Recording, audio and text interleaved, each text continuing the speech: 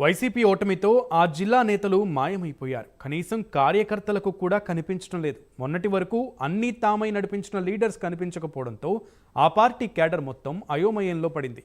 అధికారంలో ఉన్నప్పుడు వారిని నమ్ముకుని ఇష్టారాజ్యంగా వ్యవహరించిన అధికారుల వెన్నులో వణుకు స్టార్ట్ అయిందట. అవినీతి బాగోతాలు బయటపడతాయనే టెన్షన్ మొదలైందట. రాష్ట్ర రాజకీయాల్లో చక్రం తిప్పిన నేతల భవిష్యత్తు ప్రశ్నార్థకంగా మారిపోయింది. ఫ్యాన్ పార్టీలో ఉండాలా వద్దా అనే డైలమాలో పడినట్లు తెలుస్తోంది. రాజకీయ భవిష్యత్తు కోసం నేతలు ఎలాంటి నిర్ణయం తీసుకుంటారో తెలియాలంటే take a look on the story.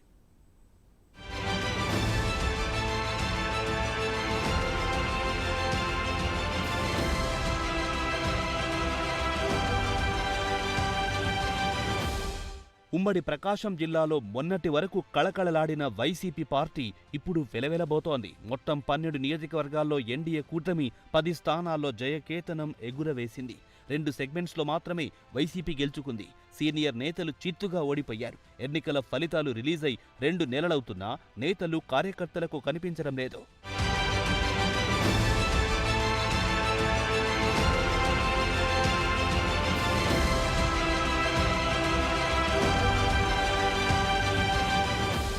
రాజకీయాల్లో గెలుపోటములు సహజం. అధికారంలో ఉన్న సమయంలో నేనే రాజు నేనే మంత్రిగా వ్యవహరిస్తూ అధికారుల అండతో అధికార దుర్వినియోగానికి పాల్పడ్డారు. అడ్డొచ్చిన వారిని, ప్రశ్నించిన వారిపై దౌర్జన్యాలు, దాడులకు తెగబడ్డారు. ఇప్పుడు సీన్ మొత్తం రివర్స్ అయ్యింది. పవర్లో ఉన్నప్పుడు ఇష్టారాజ్యంగా వ్యవహరించిన నేతలు ఇప్పుడు సైలెంట్ అయిపోయారు. తమ రాజకీయ భవిష్యత్ ఏంటనే దానిపై డైలమాలో పడ్డారట.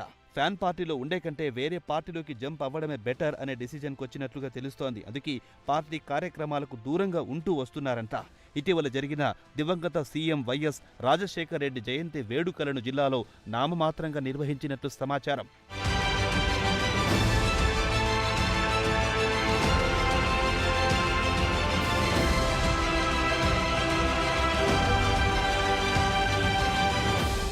జిల్లాకు చెందిన మాజీ మంత్రి బాలినేని శ్రీనివాసరెడ్డి, రాజ్యసభ సభ్యులు వైవి సుబ్బారెడ్డి, మాజీ మంత్రి ఆదిమూలపు సురేష్, సీనియర్ నేత కరణం బలరాం కృష్ణమూర్తి లాంటి ప్రముఖ నేతలందరూ వైసీపీ అధికారంలో ఉన్నప్పుడు చక్రం తిప్పిన వారే ఉన్నారు. అందులో కొందరు వైసీపీ అధినేత జగన్కు బంధువులు. టీడీపీ కూటమి ప్రభుత్వం అధికారంలో రావడంతో వైసీపీ హయాంలో జరిగిన అవినీతి, అక్రమాలను వెలికి తీస్తున్నారు. దీంతో పలువురు నేతలకు టెన్షన్ స్టార్ట్ అయినట్టు తెలుస్తోంది. అందుకే కార్యకర్తలకు అందుబాటులో ఉండడం లేదు. కనీసం నియోజకవర్గం వైపు కన్నెత్తి చూడడం లేదట.